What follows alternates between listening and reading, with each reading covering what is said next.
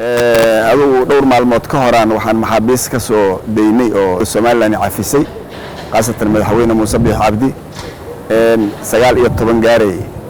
oo si shalis markii hore ka yimiday ayagoo aqaabtooda wata muxuu ahay xabsiga Soomaaliland lagu soo wareejiyay maxaabiistaas uu noo soo dhimay madaxweynuhu oo cafis u fidiyay marka mahad celintaasaan u sheegnay ra'iisul wasaare ku-xigeenka oo ka wada hadalnay sidii noo soo dhaweeyay oo xushmadda iyo qadarinta lahayd iyo cafiska maxaabiistaas runtii aan in badan dawladii horeeyay baan kala hadalnay laakiin maalmahaas aan suuro gelin oo uu suuro geliyo ku dhiirado gees ku noqday madaxweyne Muuse Biixi Cabdi taasaan marka uga mahad celinay haddaan nahay odayaashii arrintaas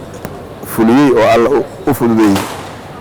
ra'iisul wasaare ku-xigeenka iyo arrintaas ka wada hadalnay waxa kale oo aan asagana weydiinay haddana fursadda aan uga faa'iideysano maxaabiistaas way fara badneed qaar waxay ku xiran yihiin Puntland qaar waxay ku xiran yihiin xabsiga dhaxo hadda maaragtay oo xamar dhammaantood waxaan rabnaa bacdama ay halkiis lahaayeen in la israaciyo dawladda Soomaaliyeedna waa ka codsanaynaa dowladgoboleedka Puntlandna waa ka codsanaynaa ayadana in la israaciyo oo maxaabiista cafis ay helaan waxa kale ayadana aan u jeedinay Soomaaliland kuwa kala jiro dambiyo kala duwan ku xiran oo muddo dheer xabsiga ku jiro dhibaato badan ku qaba xabsigaas dheer ka qaba marka ayadana waxaan ka codsanaynaa fursad aan uga faa'iideysano Soomaaliland inay sharaftii iyo karaamadii israacsiisato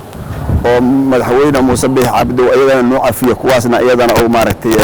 fursadda kuwaan uu siiyo kale oo siiyo annagoo ku amaanayna sida ugu dhiiraday maxaabiistaas cafiskoodii marka intaasaan u leenahay dawladda Soomaaliyeed ee federaalkana ayadana waxaan aad uga codsanaynaa inay kuwa xabsiyada ku jira ama xamar ha ahaato ama Puntland ha ahaatee ayagoo ay juhdi ku bixiyaan oo maxaabiista xornimadoodii dib loogu soo celiyo runtii waxaan aaminsanahay inay horumarka ka mid tahay